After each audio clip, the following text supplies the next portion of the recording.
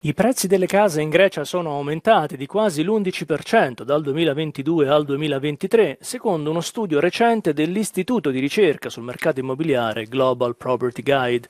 La crisi europea sembra essere arrivata anche nel sud del Mediterraneo. Il problema è aggravato dall'incidenza dei costi di un alloggio su un salario medio, che supera spesso il 40% dello stipendio di un greco, secondo Eurostat. Il governo di Atene ha dichiarato che entro settembre presenterà misure volte ad affrontare questa emergenza del mercato immobiliare. Στο κομμάτι της ενοικίασης, όντως υπάρχει ένα πολύ μεγάλο πρόβλημα προσφοράς ακινήτων. Γιατί εκεί η ζήτηση για την ενοικίαση είναι πενταπλάσια από την προσφορά. Άρα σήμερα 5 ζητάνε, ένας νοικιάζει. Και μάλιστα αυτό που νοικιάζεται συνήθως είναι ένα παλαιού τύπου ακίνητο.